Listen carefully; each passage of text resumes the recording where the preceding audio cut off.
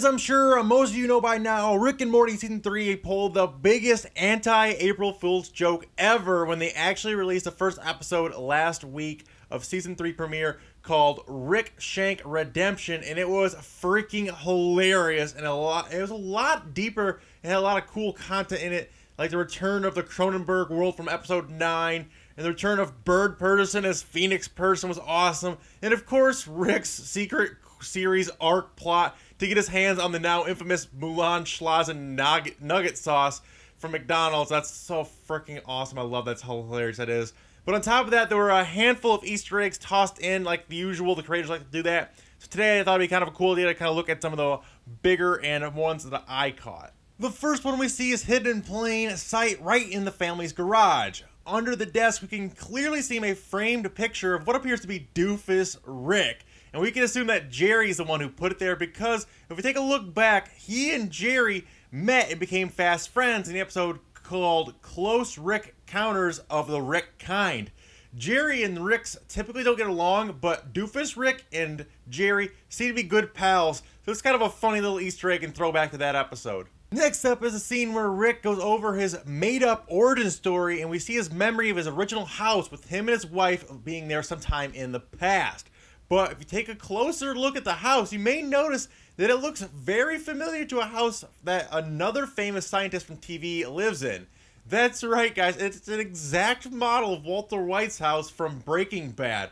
Now, this scene actually never happened as it was made up by Rick to fool the government. So whether or not he actually ever lived in this house or had just been watching a lot of Breaking Bad recently, we don't really know at this point, but either way, it's still super, super cool. Later in the episode, we see inside the Citadel of Ricks, which contains every type of Rick and Morty imaginable from endless universes, and it's kind of awesome. See all those kind of crazy ones, like a hammerhead Morty, and then there's all kinds of there's like a lizard Rick, there's like a black Rick, and there's hundreds of them, and they keep on going on, and it's super, super funny. You see all the different kinds of crazy Ricks and Mortys, but the craziest one has to be this one right here, who seems to be some sort of hybrid of Rick and Morty, where they fused into be one person, and it's kind of this weird thing, like, what is that?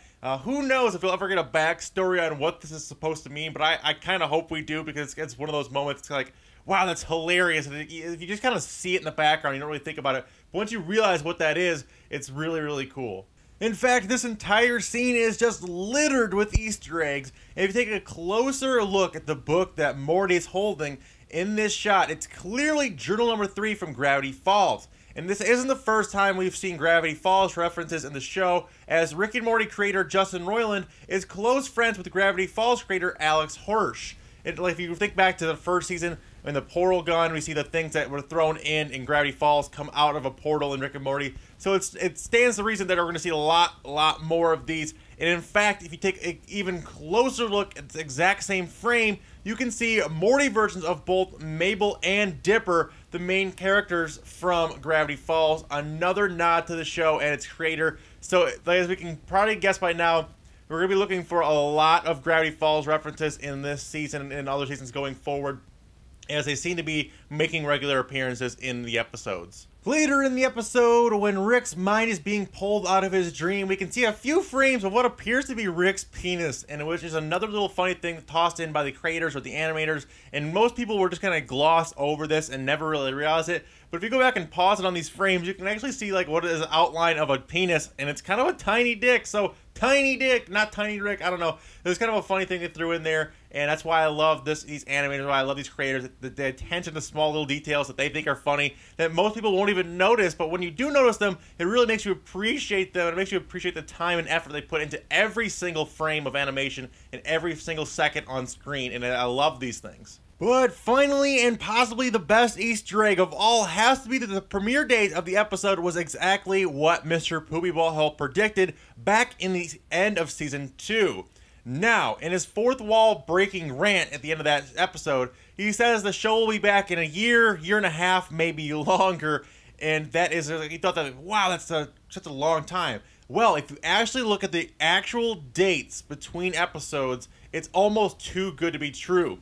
Now, Wedding Squanchers, the last episode of Season 2, aired on October 4th, 2015, and the latest episode premiered April 1st, 2017. After some quick math, you'll see that those dates are 1 year, 5 months, and 29 days apart. Almost exactly a year and a half.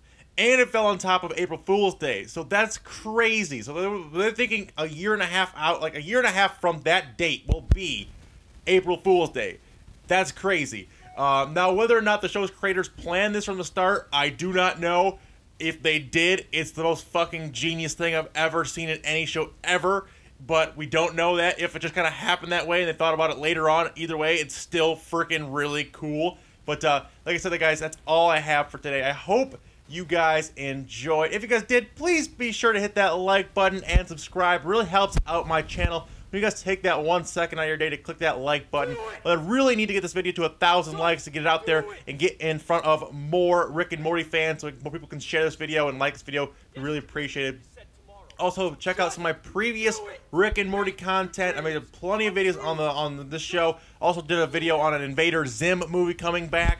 That just got announced yesterday, so super excited for that. If you guys are into cartoons or anime or video games, anything like that, feel free to check out my channel. All kinds of great daily content on these subjects. Links, like I said, in the description. Check all that out. And on top of that, today's code word that you guys can drop in the comments down below to let me know that you guys made it all the way to the end of today's video is going to be Plumbus. Just a regular old Plumbus. God, I love that how it's made section from the Space TV. God, that's so fucking funny now that I think back of that. But anyway, guys, drop that in the comments down below. And I know you guys are some of the coolest subscribers or fans on the entire internet. I appreciate everything you guys do, liking and sharing and commenting on the videos. Like I said, it's really, really appreciated. And one last thing before I get here, before I forget, I want to let you guys know that the internet has started an actual campaign to convince McDonald's to bring back Rick's favorite McNugget, Mulan Sloth and Sauce.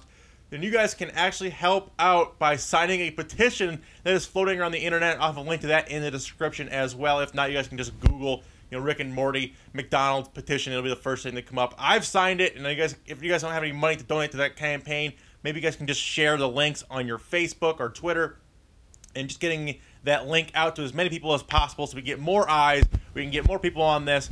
And if you guys also want to go the extra mile, you guys can maybe try tweeting directly at McDonald's, mentioning McDonald's in comments on Facebook, and demanding that they want this Mulan sauce back. It's super funny. I've been seeing loads and loads and loads of hilarious tweets about people wanting the Mulan sauce back, and I've actually posted on my channel the original commercial for the Mulan sauce. If you guys want to check that out, link to that in the description as well. But I'm kind of going on here rambling now. I'm just so freaking excited, guys. Rick and Morty Season 3 is almost here, coming this summer, just a few months away at most. Hopefully, it'll be shorter rather than longer.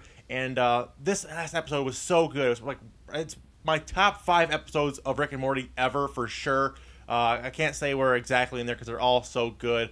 But man, Squanch, yeah, this season is going to be freaking awesome. Cannot wait. Hopefully you guys are as excited as I am. You guys can probably hear it in my voice how excited I am for Rick and Morty. It really is the best adult cartoon of our generation. It's like the funniest thing since maybe the original Family Guy season.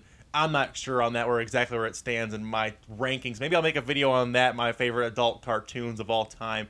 But like I said, guys, hopefully you guys enjoyed the video. Hopefully you guys hit that like button. Hopefully you guys check out the links, all that fun stuff. But until next time, guys, remember that's always K-Mac time somewhere. Until then, guys, take it easy and peace out. Ninja.